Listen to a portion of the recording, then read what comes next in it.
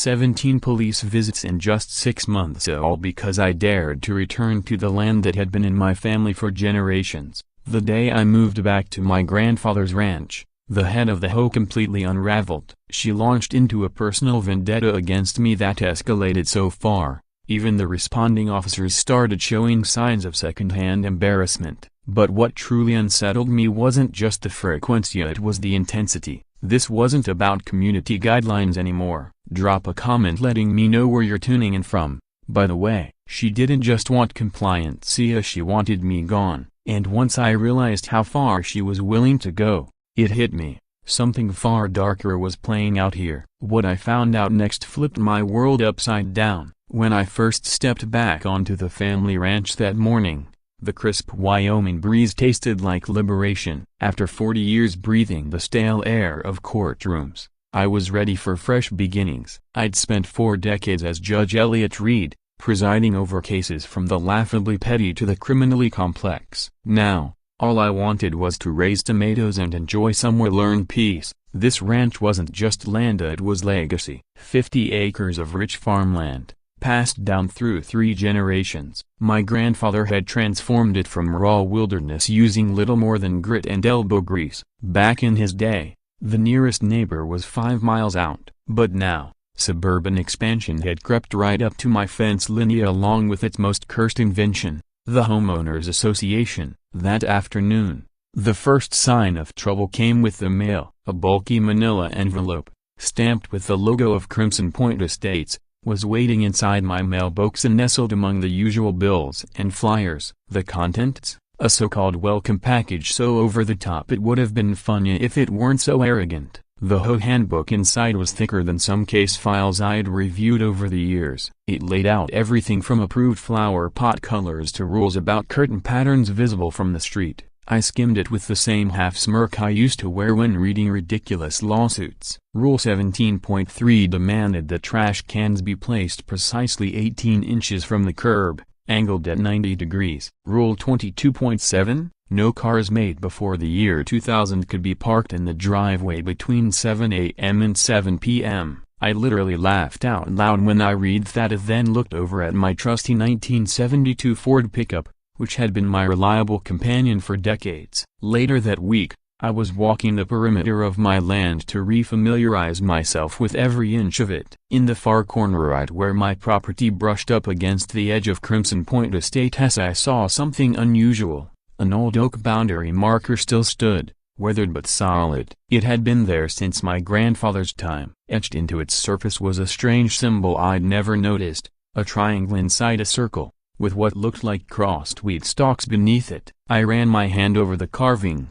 thinking it was just some quirky historical remnant of the ranch. That marker had outlasted droughts, floods, and the passage of time, standing quietly at the divide between my world and theirs. 3 days later, I received my first violation notice by certified mail, a $50 fine for a trash can being positioned at an 87-degree angle instead of the required 90. It even included a diagram, complete with angles and measurements, as if designed by a NASA engineer. I dropped the notice into the very same improperly positioned trash can and got on with my day. If they wanted to burn paper on this kind of nonsense, that was their business. I had fence lines to mend and tomatoes to plant. The following Tuesday, I had my first in-person encounter with the HOA's queen bee. I was out by the fence when I heard the unmistakable hum of an electric motor. A spotless golf cart, painted in what was surely one of the HOA's approved shades of beige, rolled up my driveway.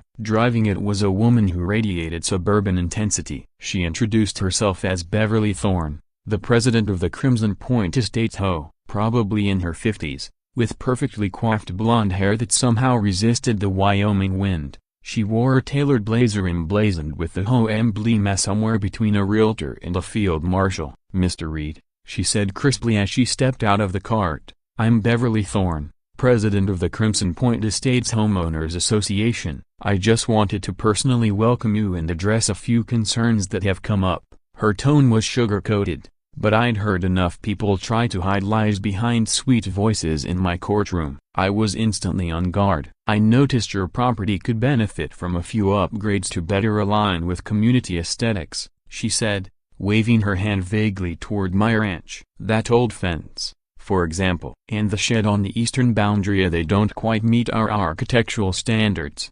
Then she added something that set off alarm bells. "You know, Mr. Reed, this land has untapped potential that a lot of people would love to explore." That evening, despite being certain that my ranch wasn't part of any HOA, I followed up to confirm through official records that old habits die hard. After all, a judge never assumes when it comes to property law. I spent 2 hours on the county's property portal, digging up everything from original land claims to modern surveys. Every document confirmed the same thing. My ranch was entirely outside the legal bounds of Crimson Point Estates. The HOA's authority stopped precisely at that old oak marker and hadn't crossed it once in its history. A $50 citation might seem like a minor nuisance, but it was just the beginning of a much larger conflict I hadn't yet realized I was part of. From then on, the violation notices started arriving like clockwork. Each morning brought a new fine, each more absurd than the last. My mailbox, the wrong shade of black. There were 17 approved tones, and mine was apparently number 18. The gravel in my driveway, some stones measured over the a 3/4 inch size limit. My A72 Ford pickup, penalized for disturbing the visual harmony of the neighborhood, even though it was parked behind my own fence, barely visible from the road. One particularly imaginative citation even fined me $200 because a tree. One violation cited a tree branch on my property for growing in a way that didn't align with community-approved landscaping aesthetics. I honestly started to wonder if Beverly Thorne spent her evenings huddled over a protractor and the HOA rulebook, brainstorming new ways to make my life difficult. At first, I adopted a strategy of amused indifference. Each new notice went straight into a folder I half-jokingly labeled my comedy archive, but the relentless flood of complaints began to wear me down. It wasn't about the money. The fines were insignificant to someone with a judge's pension. It was the principle. The constant disruptions were chipping away at the peace I had worked so long to earn. I'd walked away from the daily grind of courtrooms, from legal bickering and bureaucratic headaches, only to find myself drowning in red tape on my own land. Even checking the mail became a dreaded routine. I'd step outside, wondering what absurd infraction they'd cite next. Would they fine me because the wind shifted my grass blades too freely? Penalize me for growing tomatoes of a non-regulation hue? One particularly exasperating week,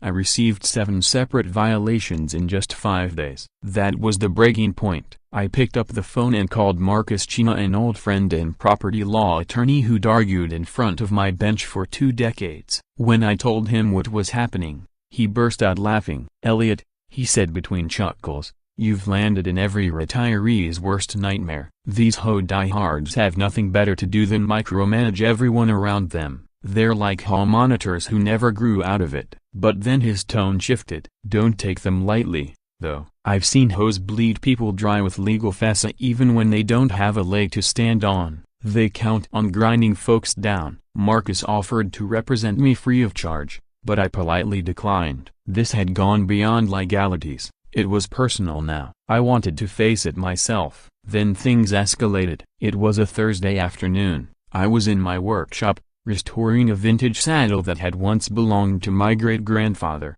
when I heard the crunch of tires on gravel. Looking out the window, I saw not one, but 2 sheriff's department cruisers pulling up to my gate. Out stepped Deputy Frank Rushoe, a familiar face from my courtroom days, his expression already wary. "Judge Reed," he greeted me with a slight tip of his hat, "we got a report of suspicious activity and possible code violations on your property. Mrs. Thorne insisted we look into it immediately." His younger partner stood nearby, visibly uncomfortable to even be there. I met Frank at the gate. "Let me guess," I said dryly. "Someone thinks I'm running a meth lab in the tomato patch, maybe hosting an underground disco in my barn?" He smirked, barely suppressing a laugh. "According to the report," he said, checking his notepad, "you've been using power tools outside of approved hours, causing noise disturbances. Also, there's concern about unsafe structures on your land that might endanger local children." He looked up, and I could read his face as clearly as any legal brief. "Judge," he said quietly, "between you and me, Mrs. Thorne seems to be confusing lawn maintenance with criminal activity. We're obligated to respond to every call, Boot to Broken Bar, he trailed off with a shrug that said it all. I invited both deputies onto the porch for coffee, partly to be civil, partly to make a point. As we sat there overlooking the ranch, I explained the full scope of the situation. The younger officer, Martinez, seemed genuinely intrigued by the place, especially when I mentioned that his great-uncle had worked here during summers in the 1950s. My family still talks about that, he said, a little smile on his face. He always said it was the best job he ever had. As they got up to leave, Deputy Russo paused by his cruiser. Judge Reed, he said quietly, I can't tell you what to do, but I've already been called out here 3 times this month for stuff like this. That woman's got half the department on speed dial. Just a Broken Bar, you're not alone in this. His words meant more than he probably realized. That evening, I sat on the porch with a glass of whiskey, watching the setting sun streak the mountains in purple and gold. The ranch was quiet, peaceful, just the way it should be. Crickets had begun their nightly chorus. I could hear cattle lowing faintly from a nearby field, and the wind whispered through the cottonwoods. This was what I'd spent 40 years working for, this stillness. And yet, here I was under siege from a control-obsessed neighbor armed with HOA bylaws and a golf cart. I thought about the criminals I'd sentenced over the years, thieves, embezzlers, even the occasional murderer. None of them had shown the same cold, persistent dedication to harassment as Beverly Thorne. At least criminals typically had a motive that made sense. But what kind of person devotes their life to policing garbage can alignment and mailbox colors? This was a war of attrition, 1,000 petty cuts. It wasn't draining me financially, but it was taking a toll in other ways. Every violation notice was like a mosquito bite, harmless on its own, but maddening when piled one atop the next. I found myself each trip to the mailbox filled me with a creeping dread, bracing for whatever new absurdity had been dreamed up overnight. The peace I'd sought in retirement was slipping further out of reach with every passing day.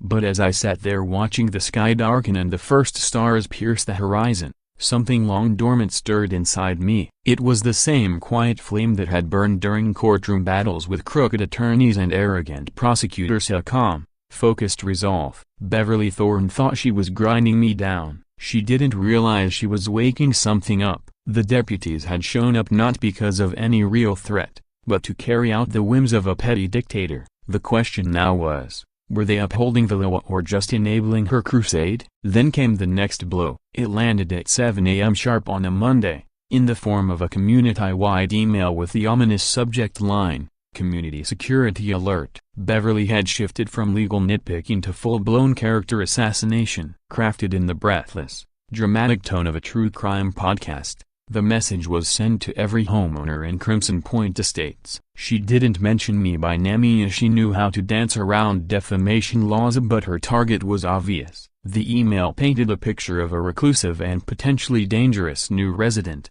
someone who refused to follow basic neighborhood norms and exhibited troubling behavior. It urged residents to report any unusual activity and to avoid interacting with me for their safety, of course. By mid-morning, the shift was palpable. Neighbors who once smiled or waved during their jogs now crossed the street. A mother hurried her children away when they paused to admire my horses. 3 days later, the cameras appeared. Crimson Point had installed what must have been a $50,000 surveillance system, high-definition units mounted on tall poles throughout the development. Curiously, 3 of those cameras were pointed directly at my property, one aimed at the front gate, another covering the driveway, and a third watching the portion of my yard visible from the road. The message couldn't have been clearer: we're watching you. Every visitor, every package, every moment of movement was now being recorded and catalogued like I was under suspicion for espionage. I'd only seen this level of surveillance used for gangs or terrorism cases, yet here it was, trained on a retired judge who had the gall to buy a piece of land Beverly couldn't regulate. My response was deliberate, not rash. That night, under the cover of darkness, I hauled my old extension ladder out of the barn. The camera trained on my front gate was mounted on a utility pole just outside my property line, but it tilted in, peeking across my fence. I climbed up slowly on my joints, protesting the effort, and applied a strip of black electrical tape over the part of the lens that intruded onto my land. Not vandalism. Technically I never touched their pole. just a personal privacy screen for the bit that crossed the line. By morning, a very agitated maintenance crew had arrived to peel it off. Point made. That same afternoon, I planted a dense row of fast-growing bamboo along the sections of my fence where their cameras had the clearest views. It wouldn't take long before their million-pixel lenses were staring at nothing but green stalks. The isolation, that stung more than I expected. Even crusty old judges aren't immune to loneliness, and being treated like a leper by your own neighbors chips away at your spirit. But every battle brings unexpected allies. Mine appeared in the form of Ethan Hayes. He was a young father who lived 3 houses into Crimson Point. I'd seen him enduring his own quiet war with the HOA fines piling up over toys in the yard,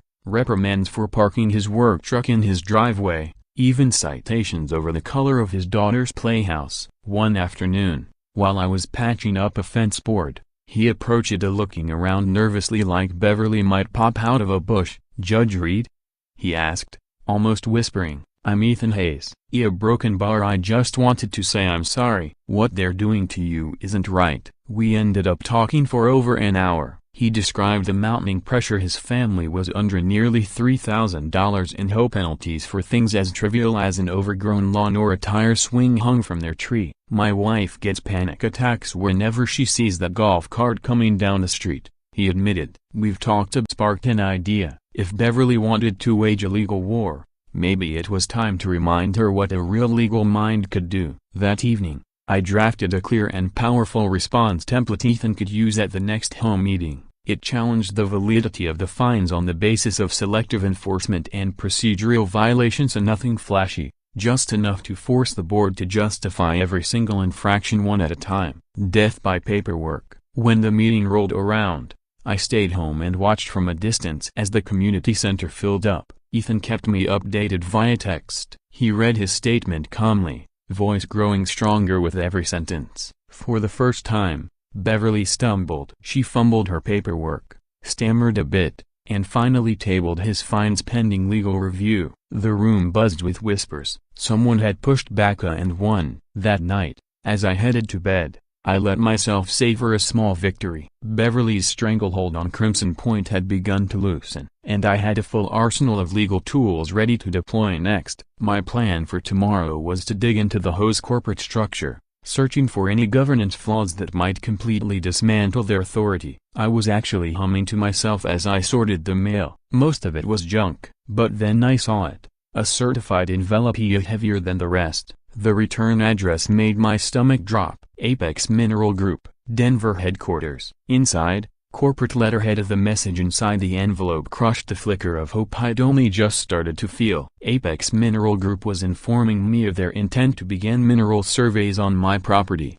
citing rights they claimed to hold through a lease agreement with something called the Thorne Family Trust. The letter referenced subsurface mineral rights and preliminary assessments, all presented in the breezy, presumptive tone of a corporation that expected zero pushback. This wasn't HOA business, so now I had to wonder, was the war one thought I'd been fighting just a diversion, a smokescreen for something far more insidious? I read the letter again, then again. 40 years in the legal trenches had trained me to read between the lines, and what I saw there turned my stomach. The document alluded to promising geological surveys, citing deposits of copper and rare earth elements beneath my land. Their claim rested on a lease agreement signed with the Thorne Family Trust dated 6 months prior. That was well before Beverly's campaign of intimidation had even begun. The last paragraph was the dagger. They were offering to buy me out at fair market value, a courtesy, they said, before initiating extraction operations that would, they acknowledged with manufactured sympathy, significantly affect current land usage. The next morning, I was buried in my study, surrounded by dusty law books I hadn't opened since hanging up my rope. I combed through them, hunting for some angle, some loophole. But mineral rights are notoriously complicated. In many cases, surface and subsurface rights are split apart, sometimes going back 100 years or more. If someone in my family had sold those rights decades ago, I might legally have no claim left to what lay beneath my own feet. The irony was painful. I had ruled on cases just like these landowners blindsided by hidden mineral claims. Back then, they had seemed like academic problems. Now, Those rulings felt like haunting premonitions. Every strategy I could think of ran into the same stone wall. If Apex's lease was valid, I was in real trouble. Then Marcus called. He'd gone over the documents I'd sent him. Gone was his usual light-hearted tone. What came through the phone was concern. "Elliot, I'm not going to sugarcoat this," he said. "If their mineral rights claim holds up, this could be a full-blown nightmare." He laid it out bluntly. Fighting a resource extraction firm in court could cost $500,000, and that's assuming I won. "These guys have battalions of attorneys who eat cases like this for breakfast," he said. "Even if you prove fraud, the legal bills alone could bury you." There was a pause. Then he added quietly, "Have you considered their buyout offer? I know that's not what you want to hear, but sometimes a broken bar the smartest move is to walk away." I knew he meant well, but the idea take the money and run hit me like a betrayal. That night, I walked the property with the reverence of someone visiting a loved one's grave. I saw every fence post my grandfather had driven into the earth, every tree my father had planted, every repair, every addition I had made over the decades. The old barn where I learned to ride, the creek where I caught my first fish, the meadow where, on our 25th anniversary, my wife and I renewed our vows beneath the open sky. All of it would be reduced to rubble if Apex had their way. I paused beside the oak survey marker and traced the odd carved symbol once more. My grandfather had been exacting about records of contracts, sales, every handshake agreement. So why had he never mentioned selling mineral rights? The question followed me into the evening. Sleep refused to come. At 72 years old, comfortably retired, with no children to inherit the land, what was I really fighting for? Just dirt and memories? That's what the rational voice said, the one that had guided me for decades in court. It whispered that Marcus was right. Take the payout, buy a condo, spend your last years on cruises and golf courses, not courtrooms in conflict. But then I'd see flashes. My father steadying me in the saddle,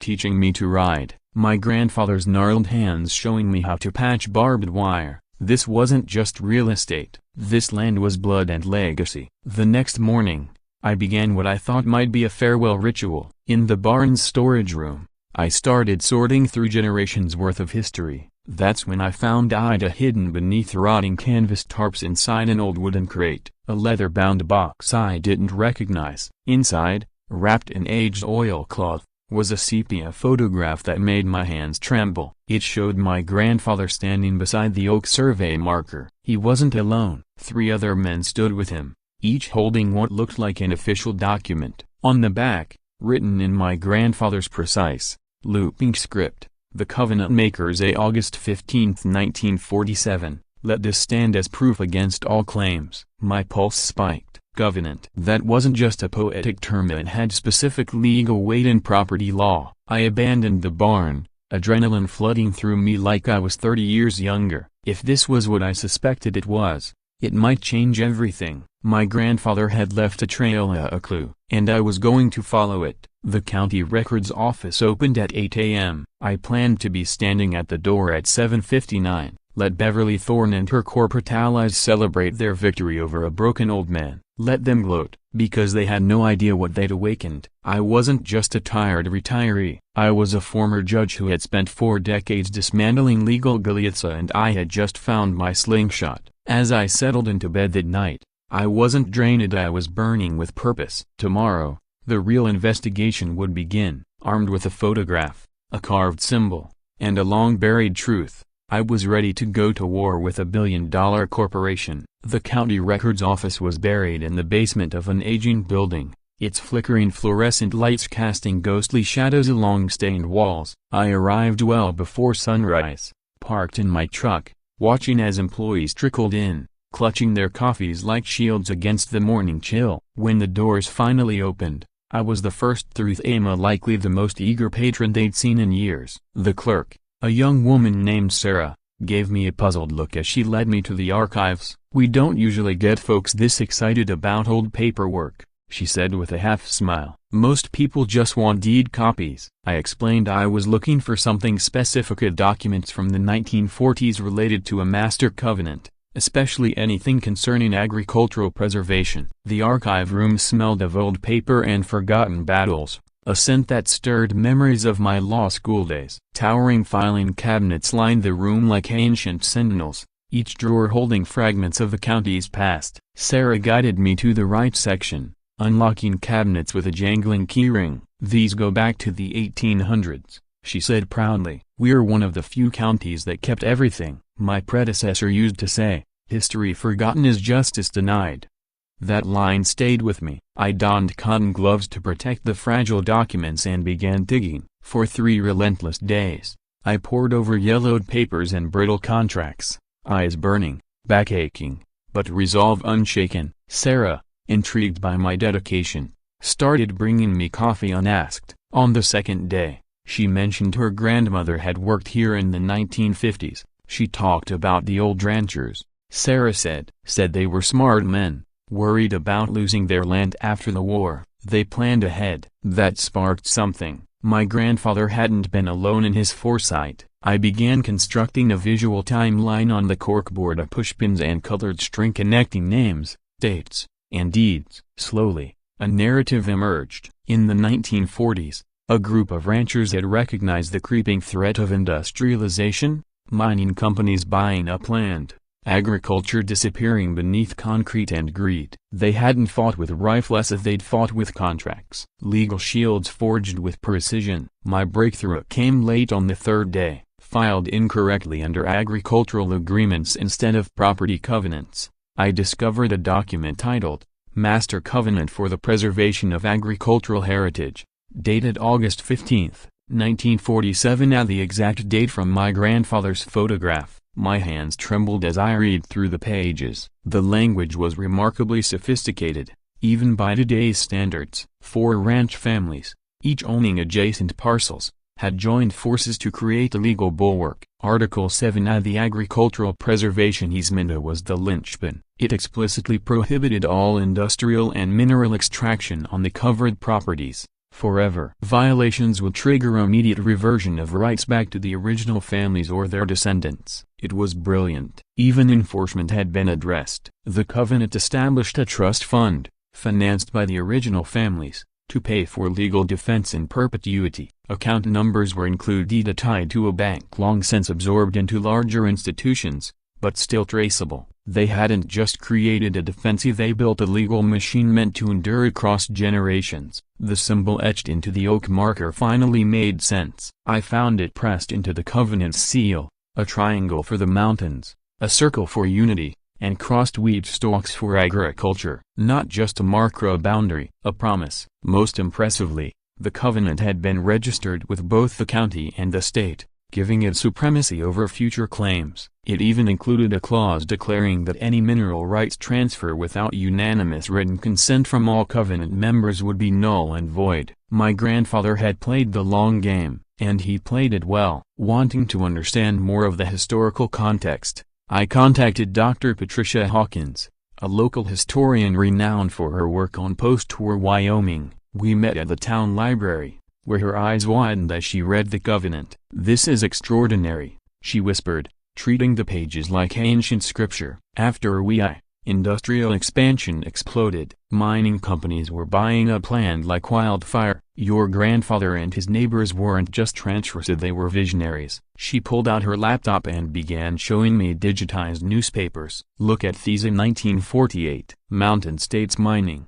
the predecessor to Apex, tried to acquire this entire valley. The covenant blocked them." When she reached the list of covenant signatories, she paused. "Antonio Russo," she murmured. "That name's familiar." There was a Russo family in law enforcement. The pieces clicked. Deputy Frank Russo. This wasn't just legal historia, it was living legacy, stretching across families, time, and purpose. Dr. Hawkins leaned back in awe. "The genius of this is how self-reinforcing it is. Each family protects the others. Even if one wants to sell, they can't, and not without collapsing the entire covenant. It's bulletproof."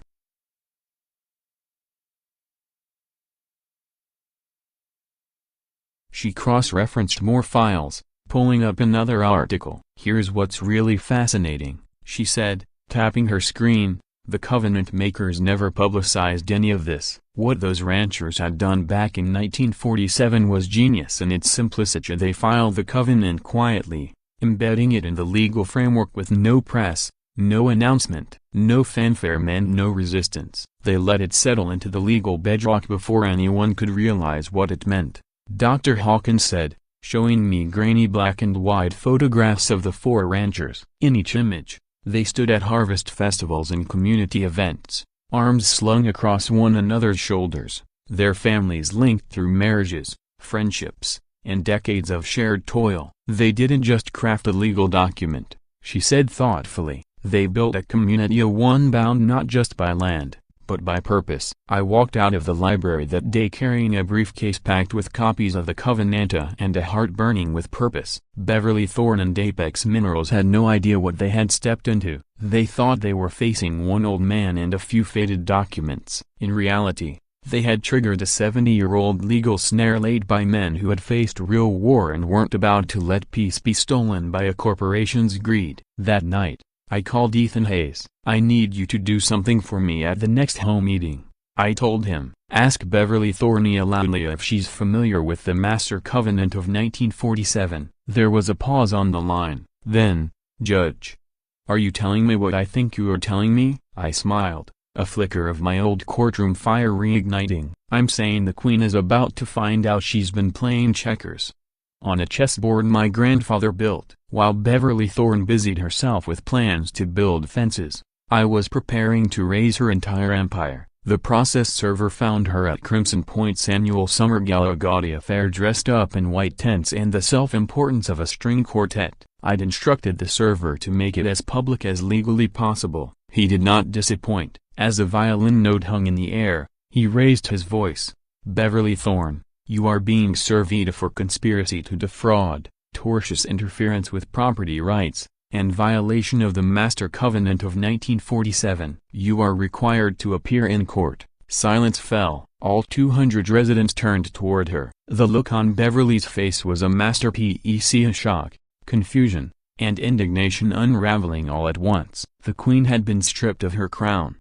In front of her entire court, news of the lawsuit ignited through Crimson Point like wildfire. By the end of the night, my phone wouldn't stop ringing. Calls from neighbors long silenced by intimidation. One after another, the stories spilled out. An elderly veteran sobbed as he told me he was fined for flying the American flag on non-approved days. A single mother explained how she'd taken a second job just to pay penalties for her kids' bikes being visible from the sidewalk. These weren't just violations. This was systemic abuse, targeted, precise, and cruel, all in service of Beverly's meticulously engineered reign. Courtroom day felt electric. Word had reached the legal community. The gallery was packed of residents, reporters, even a few of my old colleagues who remembered my time on the bench. I had chosen to represent myself. Some called it foolish, but this was personal. I wanted to look Beverly in the eye as I dismantled her fortress. She sat at the defense table, flanked by a small army of lawyers. She tried to look unfazed, but the twitch in her fingers betrayed her. Apex Minerals had already distanced themselves the moment the covenant surfaced, leaving her isolated, holding the bag. My opening statement was calm, clear, and devastating. I laid it out simply. Beverly Thorne had created a fraudulent trust, claimed mineral rights she didn't own, and used the HOA as a weapon to harass and drive me from my land so Apex could strip mine it. The HOA was her artillery, I said. And this case is not just about property.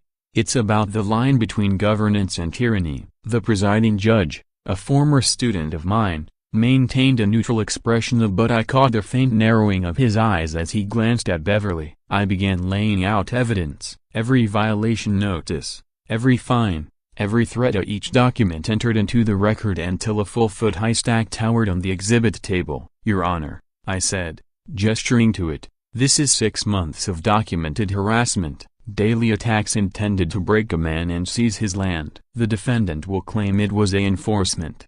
I will prove it was a conspiracy for a $50 million payout. That number hit the room like a thunderclap. Her attorneys objected immediately, but I had the geological surveys to back it up. Then came my first witness, Deputy Frank Russo. The defense fought to exclude him, arguing irrelevance. But I had laid the groundwork meticulously. Deputy Russo, I began once he was sworn in. How many times were you called to my property in the last 6 months? He consulted his notes. 17 times, sir. And how many violations of law did you find? He didn't hesitate. None. Then I leaned into the moment. Deputy, are you familiar with the name Antonio Russo? He sat up straighter. Yes, sir, that was my grandfather. Gasps rippled through the gallery as I walked over to the evidence table and retrieved the covenant. Your grandfather's name appears here, I said, pointing to one of the signatures.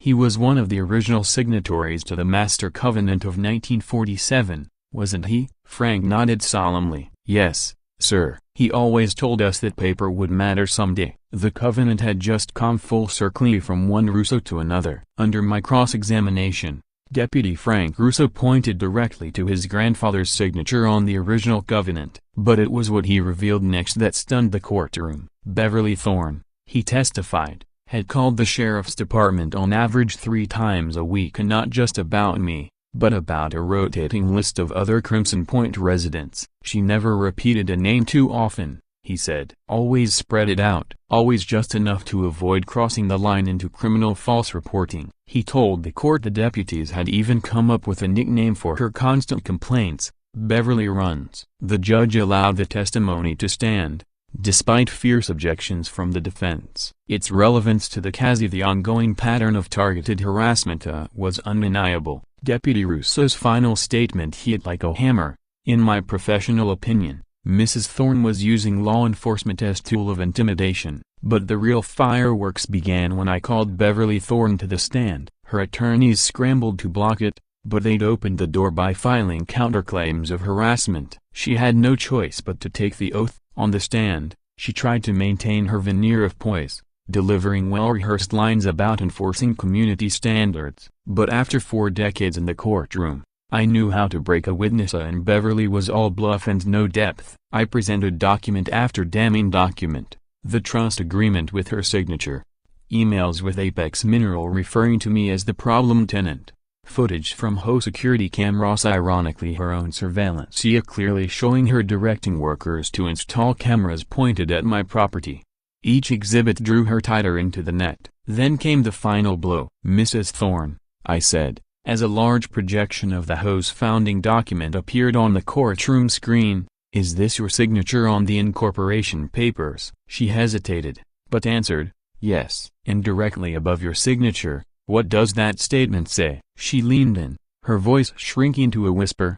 I acknowledge that I have read and understood all existing covenants and restrictions affecting properties within and adjacent to this development. The trap snapped shut. So you knew about the Master Covenant of 1947 when you formed the HOA? Before her lawyer could object, she exploded. That old piece of paper doesn't matter, she shouted. The mask was off. The courtroom went dead silent as Beverly unraveled. My husband saw the surveys. There's $50 million worth of rare earth minerals under that worthless ranch. I did everything right, filed every form, followed every law. It should be Mania. I earned it. She was unraveling in real time, ranting about the years of manipulation, the slow accumulation of HOA power, the months of strategic fines and surveillance, all to wear me down. You know how much I put into this? She screamed. The surveys alone cost $200,000. I mortgaged everything. That doddering old fool was supposed to fold months ago. The judge pounded the gavel, calling for order 3 times, but Beverly was beyond control. She ranted about her late husband's discovery of the mineral deposit, how long they'd plotted this, how deeply she had invested. Her lawyers looked helpless, trying to stop the train wreck in motion. Finally, she turned to me, face contorted with hatred. You think you're so clever with your stupid covenant. You're nothing but a fossil standing in the way of progress. That land is wasted on you. The judge had enough. Mrs. Thorne, another outburst and you'll be held in contempt. But it didn't matter. The damage was done. She had confessed on the record, under oath, to the entire scheme. Her entitlement, her greed, her total disregard for law and community laid bare for everyone to see. As she was escorted from the stand, still muttering about injustice, I turned to the courtroom gallery. Ladies and gentlemen of Crimson Point, I said, What you witnessed today is what happens when someone confuses power with virtue, when greed masquerades as civic duty. The master covenant that protected my land was written by men who understood one truth: some things are worth more than money. Today, that truth prevailed. The courtroom erupted in applause, silenced only by the judge's gavel. But the message had already taken root. The revolution had come to Crimson Point, and not by protest or outrage, but by law. The very system Beverly had weaponized had now turned against her. And then the judge delivered the final blow. His gavel fell with the weight of thunder. "This court finds in favor of the plaintiff on all counts,"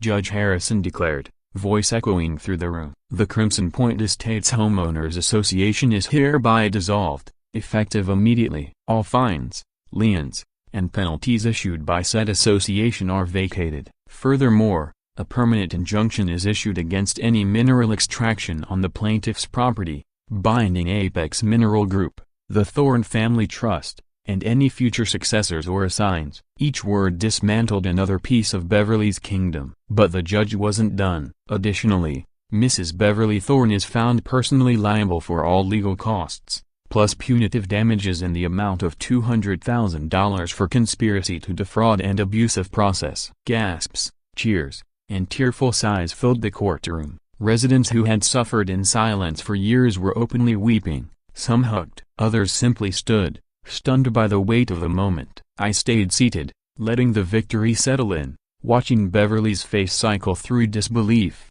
fury, and finally, the slow, sinking comprehension that everything she had built had just crumbled to dust.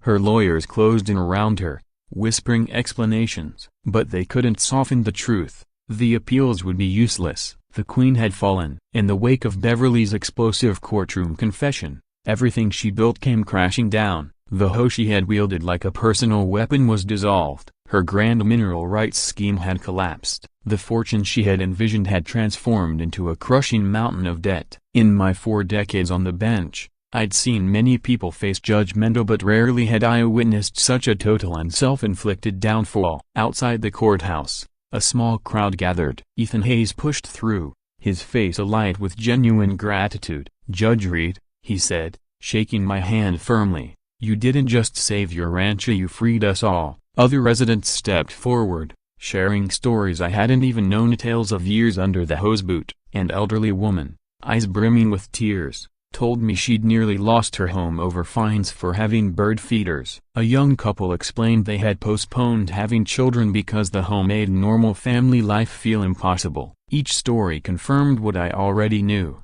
Beverly's reign hadn't just been personal, it had infected the entire community, replacing peace with fear. But now, at last, that fear had been lifted. And then came the moment that revealed the heart of my strategy. As reporters gathered and microphones extended, one asked how I'd known to search for the old covenant. I smiled and chose my words carefully. "Truth is," I began, "I sensed something was wrong from the very beginning, but I had no idea how deep it went." The real turning point was when I held my grandfather's legacy in my hands. That covenant wasn't gathering dust by accident, it was waiting for the moment when greed would challenge the integrity of what our community was built on. And today, that foresight didn't just save my land, it preserved the soul of Crimson Point. Pens flew across notepads, cameras flashed. The story was writing itself, a 70-year-old document defeating a modern corporate conspiracy. Poetic justice unfolded quickly. Within a week, moving trucks pulled up to Beverly's overbuilt mini-mansion. She supervised the loading silently, eyes vacant, her once commanding presence hollowed out. The neighbors watched from behind curtains and across driveways, but no one came out to say goodbye. She had scorched every bridge, weaponized every relationship, and now she was leaving alone, surrounded only by the things she'd once prized above people. That Thursday afternoon, the truck rolled away, no forwarding address, no final words, just silence, just absence, just the end. 3 weeks later, I attended the first official gathering of the new Crimson Point community. Without the suffocating grip of the hoe, the neighbors had formed a voluntary association built not on rules, but on mutual respect. The community center, once the scene of fear-filled, top-down home meetings, now echoed with laughter. Children played in the corners, conversations flowed freely. Ethan Hayes, now elected as coordinator and not president, he insisted. Kicked off the meeting. "Our first project," he said, pointing to a plot of land where Beverly had once planned to build a wall, "will be a community garden, fresh vegetables, shared by everyone, maybe even a playground for the kids. Real community stuff." The vote was unanimous. Later, I made an announcement that left more than a few wiping their eyes. "I'm donating the entire $200,000 in punitive damages from the lawsuit," I said, "to establish the Crimson Point Community Fund. It will maintain our shared spaces, help neighbors in need, and fund future events. But more than that, it'll stand as a reminder that this place belongs to all of us, not to whoever has the thickest rulebook or the biggest ego." There was a standing ovation. Someone suggested naming the garden after me. I shook my head. "Name it after the Covenant Makers," I said. "They're the real heroes. I just finished what they started." A month after the trial, peace returned to my life in the form I'd always wanted. The tomatoes were thriving at tall, lush, glorious, reaching heights that would have triggered a dozen citations in the old days. Now, the only things the morning mail brought were seed catalogs and utility bills. Deputy Russo stopped by occasionally, not for official business, but to share a cup of coffee and stories about his grandfather. His testimony had made him something of a folk hero, the man who helped bring justice to Crimson Point. One sunny afternoon, as I trained pole bins along a trellis, a young family approached my gate. "Mr. Reed?" the woman asked shyly. "We're the Johnsons. We just moved here, and a broken bar. Well, we wanted to thank you for everything, and maybe ask a broken bar, do you have any advice on starting a vegetable garden?" I invited them in, gave them a tour of the garden, and sent them home with starter plants and promises of mentorship. As they walked away, the children clutching tomato seedlings like treasure, I thought back to Beverly's first visit, how she arrived in a golf cart, armed with threats, seeing my land as an asset to be conquered. The Johnsons came on foot, bearing gratitude and seeking knowledge. That, more than any courtroom verdict, marked the true end of her empire. Her kingdom of rules was gone. In its place, something worth far more, a neighborhood. That evening, I sat on my porch with a glass of whiskey, the same seat I'd occupied months ago, when surrender felt near. The mountains still turned purple at dusk, the fields still shimmered gold, but everything else had changed. The surveillance cameras were gone, sold for scrap. The HOA signs had been repurposed into cheerful garden markers, and most importantly, the fear that once polluted the air had vanished. Children played without caution, neighbors talked over fences without worrying about being reported, and somewhere, far away, probably in a cramped apartment, Beverly Thorne was finally learning what it felt like to be truly powerless. In the end, she got what she always claimed to want, a quiet community where no one interfered. She just wasn't there to enjoy it. As for me, this year's tomato crop is magnificent, and not one person has complained about how tall they've grown.